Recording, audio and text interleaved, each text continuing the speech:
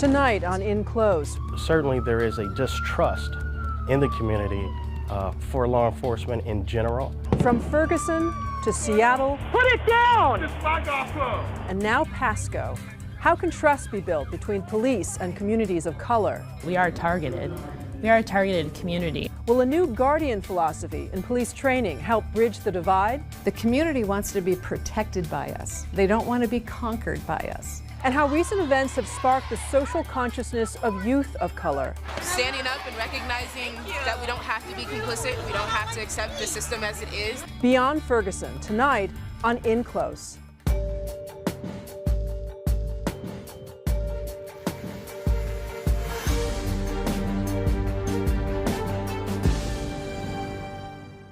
Welcome to In Close. I'm Deborah Wong. Can we all get along? Those were the words of the late Rodney King in May of 1992 as he appealed for calm. King had been tased and beaten by 4 police officers after a high-speed police chase. The beatings were caught on videotape. The officers were put on trial, and when they were acquitted, widespread rioting, looting, and arson broke out. 53 people died and more than 2,000 were injured. More than 20 years later, issues of race, inequality, police actions, and accountability still divide us. Tonight, we bring you the first of 2 In Close episodes as we examine the racial realities and conflicts here. We begin with producer Niels Cowan, who gathered a diverse group of voices to share their thoughts about where we are and where we need to go. Protests spread beyond Ferguson to cities across the country. From Atlanta to Seattle, thousands marched in protest. Seattle police battled demonstrators to keep them from blocking Interstate 5.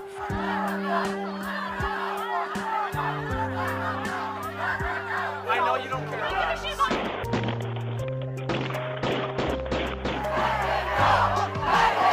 us. Seattle is not Ferguson. Our city is committed to the goals of racial, social justice in all areas.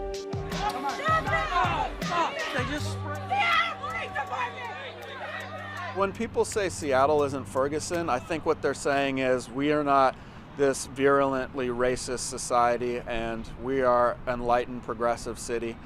But I think that that really misses the deeply entrenched racism that's part of this city. You know, clearly Seattle isn't Ferguson. They're very different cities. They're located in different parts of the country. They're different in terms of size, political leanings even. But Seattle has a long way to go as well with respect to its own sort of racial and ethnic disparities. There tends to be this kind of intellectual superiority that prohibits real discussion from happening. People feel that they're so well educated and so well versed that they don't feel like it's necessary for this conversation to be had. We're way ahead of other places in so many ways that we kind of lull ourselves into thinking that everything's okay. We've had an African American mayor, we've had an Asian American governor, you know, everything's cool, but it's not. When I moved to Seattle, I actually moved to Seattle to go to law school. And I was very struck. I'd never been in an area where there was such diversity, particularly of immigrant and refugee communities. Seattle has some really interesting characteristics demographically. I'm proud to be in the most racially diverse zip code in the entire country. But at the same time, Seattle is the 5th whitest city in the country. There are people of different backgrounds. The thing is, a lot of those people with different backgrounds, people of color, working class, immigrants, tend to be living in the same neighborhoods, in bubbles. The Central District didn't just sort of plop out of the sky. It was created because there were no other places for African Americans and other people of color to live. The Central District is now being heavily gentrified. Our communities are changing.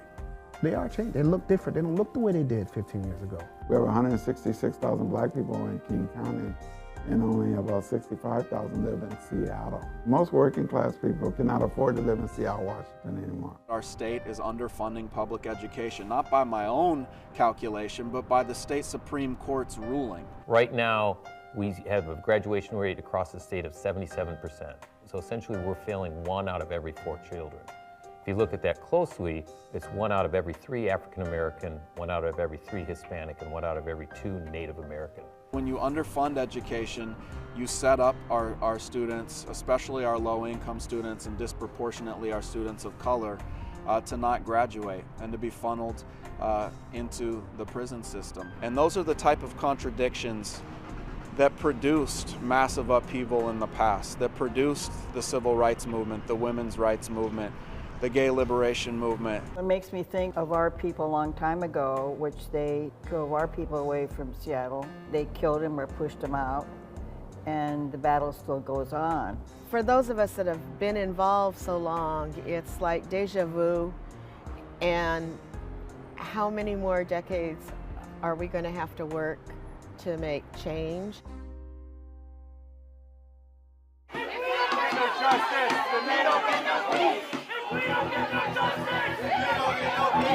Right now, as you know, as everyone knows, there is not trust.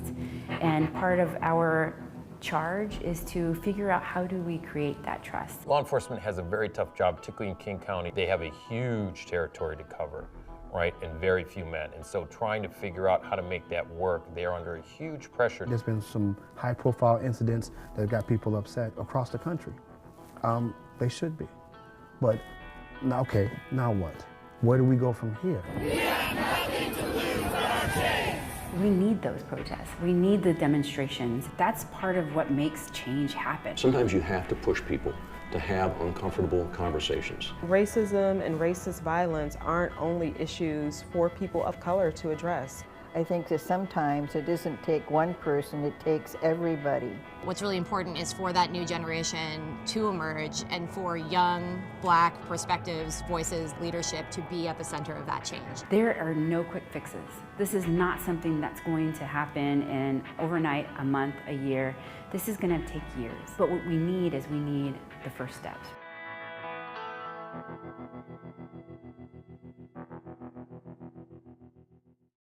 What began as a social media hashtag has now become the rallying cry of a new movement in America. The phrase Black Lives Matter was spawned by the controversial shooting deaths of Trayvon Martin and Michael Brown. The creators of the hashtag believe those cases reveal a widespread and deeply seated racism against Black people across the country. In Close producer Tanya Mosley reports the message is resonating with college and high school students here in Seattle. Black people have been subjugated to the worst conditions. Redlined to the poorest of neighborhoods. The most destitute schools. The wars and justice are not the same thing. Wherever the conditions are the worst, that is where you find us. That is why when you improve Black lives, you improve society. This is what Sarah Tacola calls a state of emergency speech, a list of demands to the University of Washington. The 22-year-old senior will be graduating soon, but Sarah and her peers use words like shackled and imprisoned to describe what they call the effects of systematic racism. And it will take more than a degree, they believe, to set them free. It's not just police brutality that we're dealing with. We've been dealing with all of these issues, with issues of access, with issues of redline communities, and we're still stuck in those same segregated communities without access to the same opportunities. It was the death of Michael Brown in Ferguson and the non-indictment of the officer who shot him that unleashed a wave of anger and activism across the nation and here in Seattle. So they're calling this the youth movement. Would you call it the youth movement? I definitely see that it's youth-led, and I hope that, we always take into account the wisdom from our elders. But yes, I think it's youth-led because I have so many of, my elders a lot of times telling us, to be quiet and don't, make a rush. And these are things that we grew up with, and we have it better. But it's not. It might be better from 100 years ago, but it's still not. It's still not equal. A few miles away at Garfield High School, members of the Black Student Union also began to mobilize. For years, the BSU lied dormant. But on October 22nd, the National Day of Protest, the Black Lives Matter hashtag became their movement. That day, it was raining. As we were chanting the different things that we were chanting, Black Lives Matter, I felt like that was empowering in that moment because you had youth around your age surrounding you and showing you that Black lives do matter. Not only do Black lives matter, but the youth's voices matter and our voices matter. But marching in the streets is only a part of it. Because we know protect and serve does not apply to us. Alyssa and other BSU members are expanding their reach. Most recently, they sat down for 2 hours with the top brass of the Seattle Police Department. We got the chance to kind of guide the conversation, and it gave me some insight on how much they know about their actions and the repercussions of what they do. Although we did speak to them earlier this year, we are keeping an eye on them and the promises they made within the meetings. Do you feel like there's power in your voice? Absolutely. I think if there wasn't power in my voice, people wouldn't be trying to shut it down all the time. But with this new breath of activism comes some difficult lessons. We're out here kind of trying to convince people of the value of our lives. Meanwhile, you know, I'm a 17-year-old girl just trying to get through high school while I have to worry about the lives of all of my friends, all of my family, because our country doesn't want to take a look at itself and recognize the fact that it needs to change some things. Don't shoot! Don't shoot! I mean, I don't want to say there's anything different about our generation, but I can say from the people in this room that I know that there's, as much as there is belief in that we can make a change, there's also an anger behind it that keeps it persistent, that keeps it coming. To say that we're not just gonna lay here face down as you shoot us. You're gonna have to, I'm getting a little emotional, but yeah, this isn't something you can just do to us. We're gonna tell you that it's wrong, and we're gonna make sure you change it. The advisor of Garfield's Black Student Union thinks it is quite possible that we are at the beginning of a major youth-led movement, much like the civil rights movement of the 60s. UW law student Nikita Oliver calls it an awakening. It's our voice. It's about young folks, students, standing up and recognizing that we don't have to be complicit, we don't have to accept the system as it is, that we do have power, we do have knowledge, but it's a matter of us really stepping up and leading that change and using our voices to do that.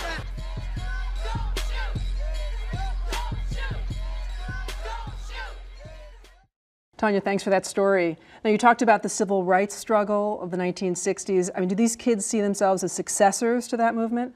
Well, you know, they say that we as individuals, most likely identify with that generation before our parents, and that is the case with these kids. They closely align themselves not only with the civil rights movement, but also the Black Power movement during that time, and they're taking a page from that playbook on how to play this all out. Now, can you talk a bit about tactics? Because the marches have been somewhat disruptive. They've stopped traffic, they've blocked intersections. Is that likely to continue, and are they feeling any of the blowback from that? Absolutely. You know, you have to realize that this movement is only about 5 or 6 months old. And back in the fall, what we saw was a bubbling up, a tipping point. And with that, you have people who are angry, who are upset, who are heading out into the streets, and they want people to know this issue and what affects them most. But I think along with that, they'll continue with these marches and protests, but they also are taking a look at strategic ways that they can get their message out there and also make change. Anything in particular that we might see in the future? Well, UW students, for instance, those were the guys that I walked with during their march. They are meeting with UW, the head of UW, the head of the schools, and they have a list of demands, and they're trying to work through that. They want more equality within the schools, within diversity matters. And with those high school students, as you heard, they met with the Seattle Police Department, and they're also meeting with Seattle Public Schools. They want to take a look at how some of those underperforming schools can do better. So they really are taking these strategic ideas and moving forward with them. Now, social media has been a very big part of this movement, but they're not so much interested in coverage from traditional media, I take it. Why is that? You know, it has always been that way when we take a look at movements. Back in the late 60s, early 70s, there was this artist, Gil Scott-Heron, who had a song that said the revolution will not be televised. Well, there's still this issue, there's still this idea that really the revolution we will not see on mainstream television. It is a grassroots movement. And social media adds another dynamic to that because now they have the resources to be able to get their message out there. They can use YouTube, they can use Twitter, they can use Facebook and all of these other mediums. And we've also seen this internationally when in Egypt and other places in the Middle East where social media is being used as a vehicle to get the word out. And briefly, at Garfield, most of the leaders of the movement there are seniors. When they graduate, what happens? All except for one. There's one young lady who's a junior, but they do have sophomores and freshmen who are also eager and interested in the movement. They are also affected by this as well. I think what's really interesting about the Black Student Union at Garfield is the advisor said in all of his years that he's advised the Black Student Union, he has never seen one that is so committed and pushing forward. He's actually taking their lead on these matters. Tanya, thanks so much for your story. Thank you. The recent police shootings of unarmed civilians have raised questions about how police are trained to handle potentially dangerous situations. Here in Washington State, police recruits are now being instructed in a new law enforcement philosophy. The emphasis is on becoming a guardian rather than an enforcer. Here's In-Close producer Sabrina Register. All eyes were on Ferguson, Missouri last fall after the controversial police shooting death of Michael Brown led to protests that erupted into riots. Certainly there is a distrust in the community for law enforcement in general. Western Washington University Assistant Police Chief Donnell Tanksley knows that well. When the Ferguson protests broke out, he was working as a police commander in nearby St. Louis. I believe that distrust was started many, many years ago. Ferguson played out as new recruit Molly McCormick entered the Washington State Criminal Justice Training Commission in Burien, the state's police academy. Now we're getting into a field that it's very possible, well, not very possible, we are targeted. We are a targeted community, and you know, that gets your blood boiling because out of fear. Learning how to handle that fear is part of the 5 months of intensive training at the academy. Much of the instruction is traditional, such as the simulated high-risk vehicle stop. Place your hands up, drive it to the way! That focuses on how to handle a potentially dangerous situation. And defensive tactics training, standard instruction in police academies across the country.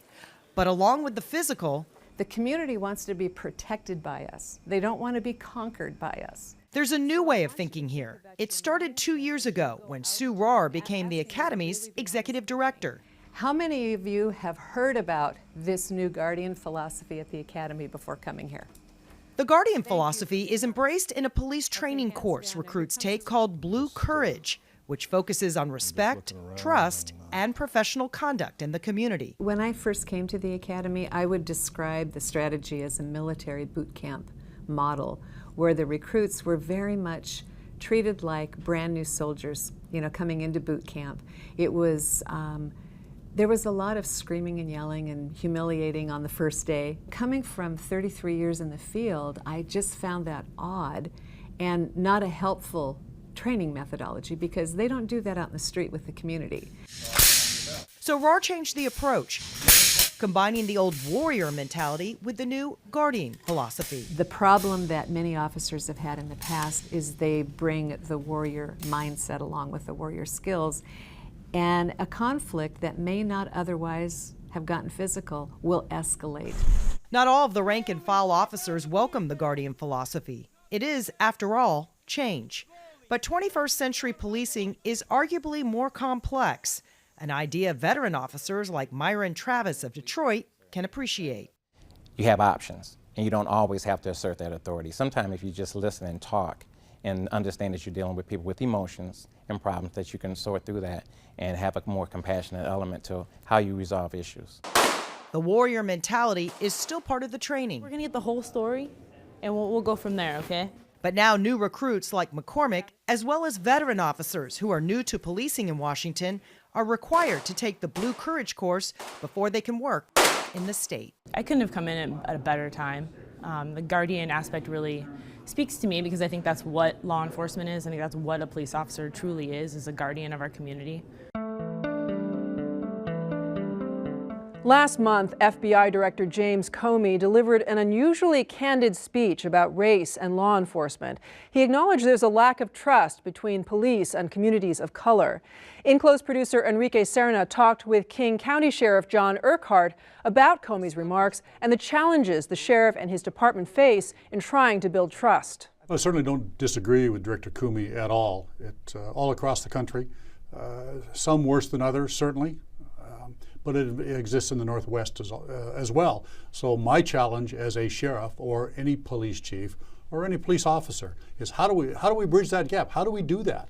And obviously, if we had the answer, we'd be doing better at it than we have been doing. One of the things that he said in his speech is that police officers on patrol in our nation's cities often work in environments where a hugely disproportionate percentage of street crime is committed by young men of color.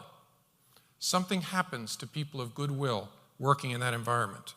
After years of police work, officers often can't help but be influenced by the cynicism they feel. It's a controversial thing to say. I'm glad he said it. But I think it's absolutely true. You can't work in that kind of a emotionally charged environment without letting it affect you. The trick is, and my challenge, and any police officer's challenge, is not let it get to you. I think if you realize it, if you talk about it, then you know about it, and it's much easier to suppress those feelings, understand where they're coming from, and then deal with them.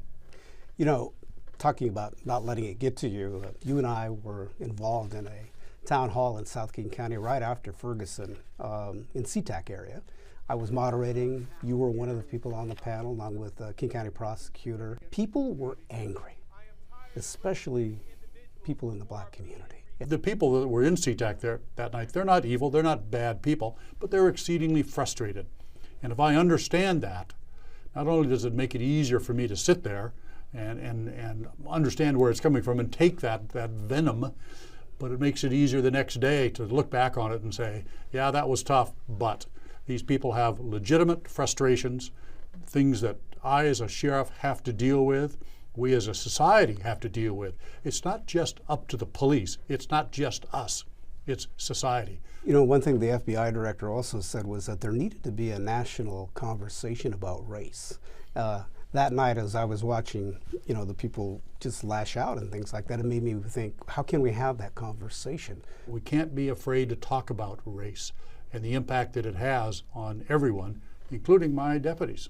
What do you tell them? I tell them the same thing I said here, is understand where that frustration is coming from. Deal with it. Understand it. Don't fall victim, and don't become a victim of it, is what I try to tell them the most. And then I try to figure out how I'm going to change my department, because we need to be, my police department needs to be changed. There's no question about that. And it doesn't happen overnight. Much as I want it to happen overnight, much as the community wants me to change my police agency overnight, that's not going to happen. And that's very frustrating to me. How do you want to change? Well, I want it to be more diverse, first of all.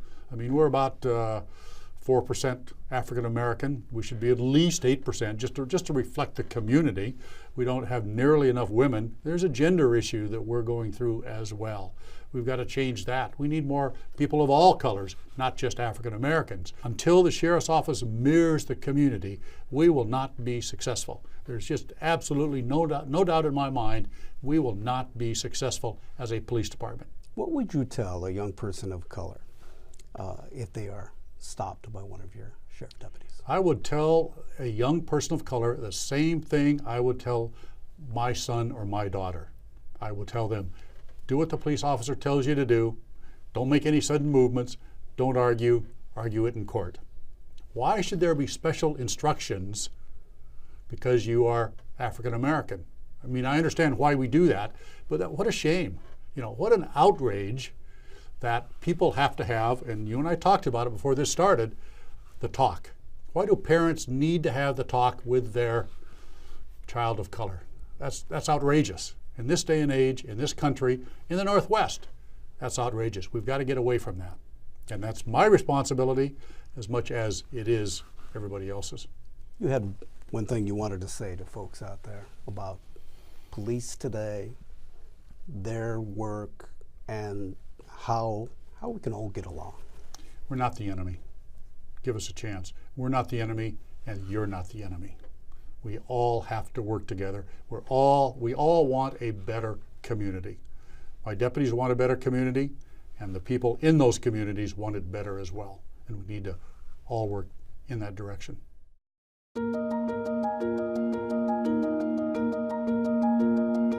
Some final thoughts. Last December, President Obama put together a task force on 21st century policing. It was in response to the deaths of Michael Brown and Eric Garner. The president said it was meant to bridge the mistrust that exists between many police departments and communities they serve. And it included Sue Rahr, the executive director of the State Criminal Justice Training Commission, who we heard from tonight. On March 2nd, the task force delivered its initial report to the president. It provided a host of specific recommendations, including that police departments be more transparent, that police policy should emphasize de-escalation techniques, the police should track the level of community trust as carefully as they track crime statistics, and taking a page from Sue Rahr's book, the police training should emphasize the guardian philosophy. The report also called for independent prosecutors to review cases of deadly use of force, and the report acknowledged that police reforms can't be done in a vacuum. It recommended reform of the entire criminal justice system. And that's all for this edition of In Close. You can see all of tonight's stories online at kcts9.org/inclose, including an extended interview with King County Sheriff John Urquhart. Send us an email, follow us on Twitter, and be sure to like us on Facebook. We'll be back next week with more on the fallout from Ferguson. I'm Deborah Wong. Good night. Next week on In Close. Put that down, please. How we react when we see a controversial incident involving police. Do we perceive things differently based on race or life experiences? I have a bias, and I'm open about the bias. I am pro-police officer. Plus, looking ahead, how can we move beyond Ferguson and all those incidents and issues that divide us? Sometimes you have to push people to have uncomfortable conversations. That's next week on In Close.